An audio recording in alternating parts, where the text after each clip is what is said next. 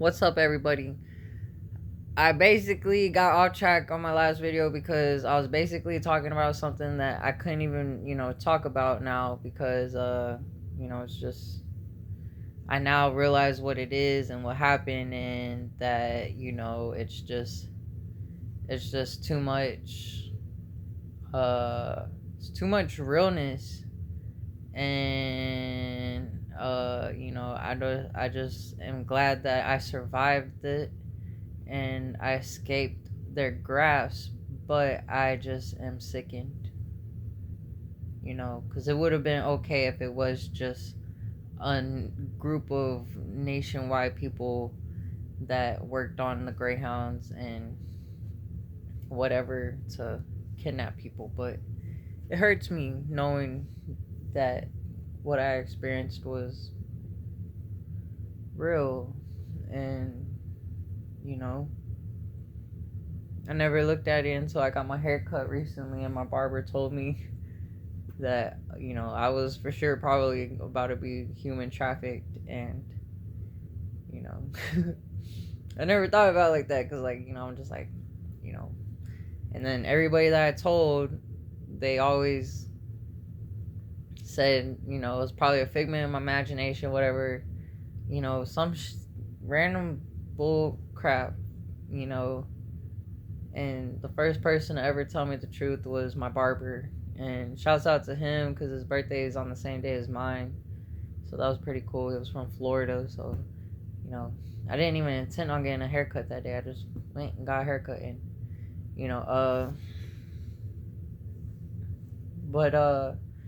I just want to say this part of the story because it really, it's kind of like me journaling it, and as long as I have it in a space where I know it's safe, it's going to be like out of my head. And so, premonitions are real. And, me and AI can't figure out what it is. So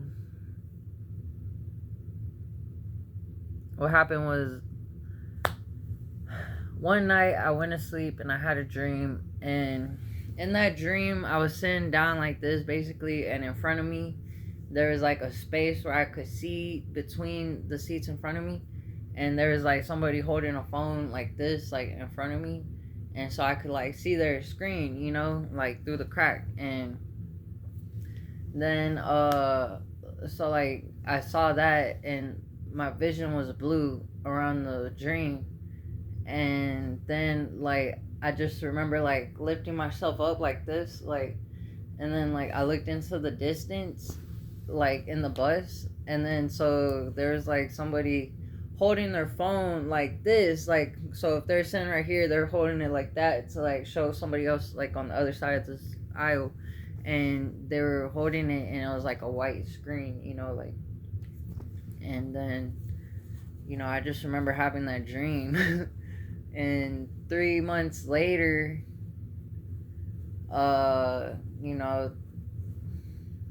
long story short, there's a group of people that had started following me from Dallas, all the way, I don't know how far into Dallas the Buick followed me, if not all the way to like Louisiana. I don't know, like I just know like it was pretty crazy and scary. And so these people are following me for some reason, and the only reason why I think it's like suspicious and stuff is because I get off the megabus at nighttime from Austin to Dallas, and I get to the Greyhound station, and the Greyhound station's like, we don't got any tickets for that bus, but check in, we may have them, and then we'll have the tickets tomorrow. And then so then I go and to walk to the McDonald's, and so this is gonna be a side story because it's just weird, but it was crazy. So I live in a group home out here in Austin, and it was near the In-N-Out on Airport. And I went and I worked at this the Finish Line car wash in BK's, and there's this one dude who ended up moving into there, and his name was Amario or something, and he was this like tall black dude, and he was like working at the Finish Line car wash, and he was living at the group home too. So I told one day I like hit a lick with these not counterfeit, but they were just like the theater use only $100 bills, and I freaking like I just got like 10 G's of some dank tree from finessing with that because my friend was making music videos, and I was like, oh bro, let me have one of those, like, and then so I was like driving to the spot, so like it was crazy. It was crazy, but it was cool. And then so I told him about that. He was like, oh bro, I need that, I know people that, whatever. So like a day or two later, like I showed him like these broken ones that I had, because I didn't even have any, but I had some broken ones. I was like, oh yeah, this is what they look like and stuff. And I guess I don't know, he thought I had them or something. So that night he like comes in my room with this other dude, and they start going through my shit and stuff. And he's like, you better got that. If you don't got that shit, like, he's like, where are they at? I'm like, I don't got nothing, like, I'm just going to sleep. I'm like, I don't care, bro. Like, I don't got shit, bro. Like I was literally like, oh, I really don't got shit, like, at all, like, in general. It was like, if I find them, I'm gonna beat your ass up or some shit. I was like, I don't care, bro. Like, whatever. I'm going to sleep, bro. I ain't got shit, and fucking. So I just like literally like slept through it, like, and that was the last time I ever saw him. Until that night. Okay, so he wasn't involved in this. He was just a douche. But it was just weird because, like, I left the Greyhound station. I walked to the McDonald's, and I just remember passing this bus stop with a lot of people. Probably weren't supposed to be there, but like I just remember walking past it, and I remember him standing like in the middle of all those people. Because he was pretty tall, and I just remember, like, as I walked past him, like, I knew who he was, like, before he even saw me. Like, I just knew who he was. Because I just remember he was like, I'm from Dallas. And, like, I didn't want to think that, this dude was here right now. Like literally, I didn't want to think that. But in my head, I was like, that could potentially be Mario. And so I just walked past him. And I swear, I just, because I have good peripheral vision, I see his face just like do that as I walk past him. And I swear I saw he just looked so confused, like that, like trying to like figure it out, like, and I knew, it was just so crazy. It was so crazy. So,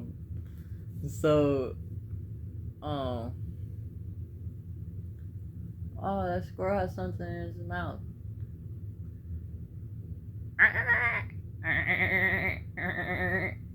It's probably like, oh, there's squirrels in the attic. Okay, well, as long as there's not rats, I'm okay with that. I mean, squirrels are a form of rat, but, it's probably like to find some shade or some shit. I don't know. But, so I get to the McDonald's, leave the McDonald's, basically, do my business, come back, right? So I'm at the front of the Greyhound station, and it's nighttime, so I'm just like looking at the skyline and stuff, and maybe I shouldn't have just been outside looking at the skyline, probably without, maybe, like, or maybe I should have, who knows, but this car pulls up, and it's like these two like thuggish black dudes in the front, this really chunky ghetto white bitch in the back, and then like the security guard officer who's black and has glasses on. I only say that because they're not like any type of like light color, they're just straight up like, African American. So one in the passenger front asked me, he's like, where are you going? I'm like, oh, probably going to New York. I knew I was going to Washington, D.C., but I didn't want to tell him where I was going. But I was like, I'm going to New York. And he was like, oh, did you get your ticket yet and stuff? And I was like, nah, I'm about to get it, and stuff. And then he said, get him. And they just like pulled off. And I went inside and I checked the thing. I went back to the teller, and it was only like literally like 22 minutes since I last checked the teller, So I was just like, I was like, all right, I'm gonna book the one for the morning, And she was like, oh, well, these 2 seats just opened up on the one that you wanted to get in. And I was like, oh, okay, well, let me do that. And so I get that one. And then, so I'm just sitting there and stuff and chilling. And then, I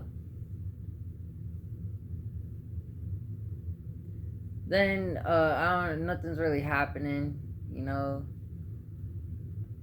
And then, like, they sent the chunky white bitch to go like watch the restrooms, because the restrooms didn't have locks on them, because at one point I just had to go take a piss, like, oh.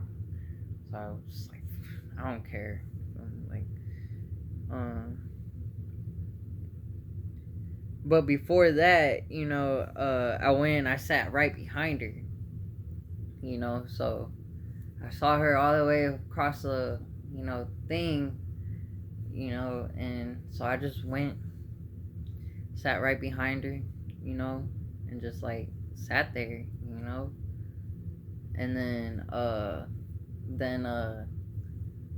the security guard a little bit later like came up to me. He was like, "Hey, Cash," and I didn't respond to that. I'm not gonna respond to that, like I didn't know what he meant, but I felt like I know what he meant. And then he said, "Cash," and I was like, "Wait." And he said, "Hey, bro, I didn't see your ticket." So I show him my ticket and stuff. He's like, "Oh, you going to Washington? Whatever, I don't care." And then so then that white chick leaves, and I go take a piss, and then sit down where I was sitting, and then this guy comes up to me and he's like, "Hey, you want to smoke some weed and stuff outside?" And I was like, "Nah, bro, I'm good." You feel me? So I really wanted to though, but so I ended up getting on the bus. So this is a weird part.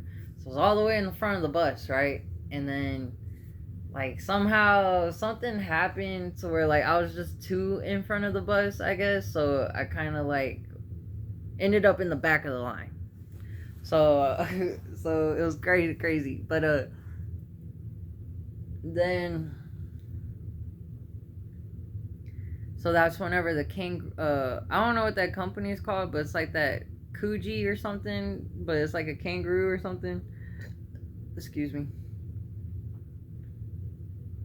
But he looks like he's from New York, He looks like the big drug dealer dude from the movie ATL, all the colors and stuff on, but he got that, bucket hat, and so I was like, "Oh, what's up, bro?" Like, because I thought he was cool, I was like, "What's up, about, whatever." But he was an op, bro. So I'm sitting down, and then,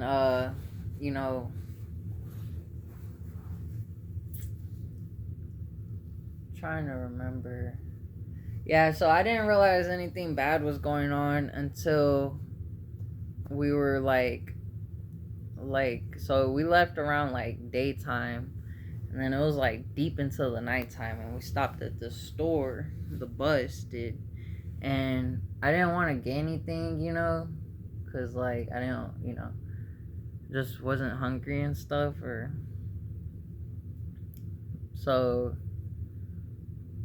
I was completely like I just was doing my thing, you know.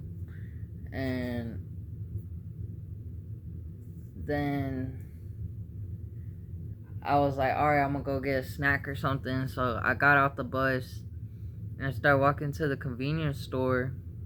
And then, you know, because it was like already like everybody been out for a minute, you know, and stuff. And I was like, all right, you know, I'll go, whatever.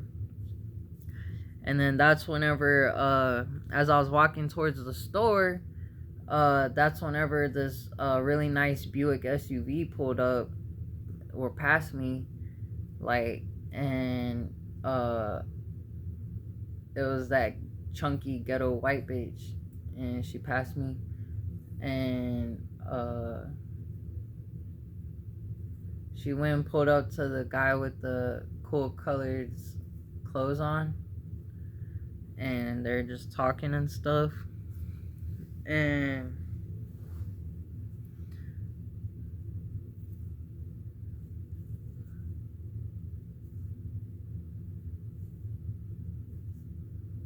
then she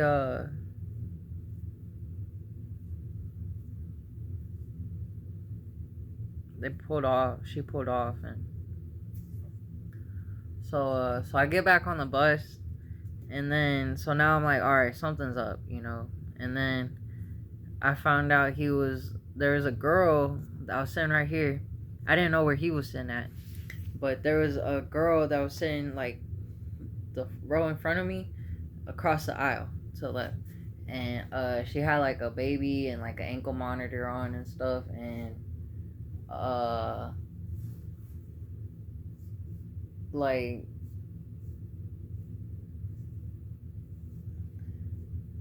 it's a weird story, guys, honestly. Like, the more I think about it, you know, but I'm just gonna put it out there. That way it's out of my mind and stuff, you know. But I don't want to think that y'all to think that I'm weird or like, you know, like demonic or something like that. I don't know what happened really like that night, honestly. I just know that there was something going on in that bus, and I just know that I was definitely praying to the universe for some type of help. Uh you know, so, you know, the premonition happened 3 months before, but there's some other stuff that happened, or maybe one thing that happened that kind of was very weird, you know. But so I didn't find out the girl was involved in the thing until like New Orleans. So whenever we got to New Orleans, which was crazy, so like I don't know what date this was, but like on the route from Dallas to New Orleans on the Greyhound, when you get into New Orleans, there's like this like street you go down, and you see like, you know, steps of like old houses that aren't there and stuff, and like just like kind of a groggy street. It's kind of like behind the Greyhound station in a sort of way. But I just remember like it was crazy because like I just remember like I was like looking out the window of the bus, and as I was looking out the window of the bus, there was like a police arrest happening, but it wasn't like normal police. It was like full on detectives, and they had their assault rifles out, you know. So like the bus is just passing, and there's just like street, and then boom, this street has like an arrest going on, right? And so as the bus is passing, they got their assault rifles out, you know, and they're pointing at this. It was like a goldish, silverish kind of Crown Victoria looking car, and I shit you not, bro. Like Mario was tall, you feel me? But this dude that got out of that car was like a giant. I shit you not.